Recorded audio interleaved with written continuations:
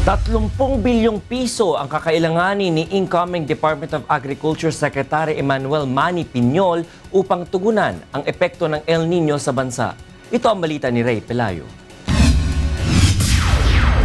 Malawak ang naging epekto ng El Nino sa bansa base sa assessment ni incoming Agriculture Secretary Emmanuel Manny Piñol.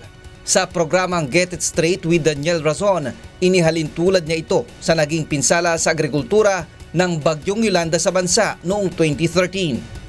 Ayon kay Piñol, mangangailangan ng 30 bilyong piso ang ahensya para sa ilulunsad niyang Agricultural Rehabilitation and Enhancement Assistance o AREA na tutugon sa naging epekto ng El Nino sa bansa. Hindi naman naging negative yung performance ng agriculture because of Yolanda.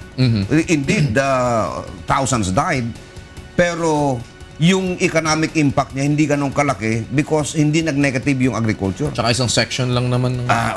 But this El Nino, negative 4.4 ang performance ng agri-sector. Hindi naman maipangako ni Piñol ang rice self-sufficiency sa bansa, subalit gagawa siya ng mga paraan upang magkaroon ng sapat at murang pagkain gaya ng direktiba sa kanya ni incoming President Rodrigo Duterte.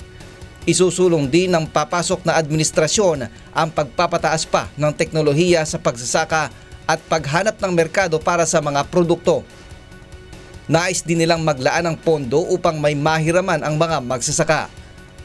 Maski magtatanim ka ng sibuyas, bawang, mag-aalaga ka ng manok o baboy, hindi ka naman pwede pumunta sa land bank na sabihin mong, ma'am, mangungutang nga po ako ng 50 mil. That's the reason why, yung financing aspect, sabi ni Presidente Duterte, when I become president, I will allocate 1 billion pesos for every region in the country na maa-access ng mga magsasaka na wala ng collateral. And we're coming up with a system to do this. Nais din itong magkaroon ng insurance at pensyon ang mga magsasaka. Ipagpapatuloy ni Piñol ang mga nagtagumpay na programa ni Secretary Proceso Alcala gaya ng organic farming.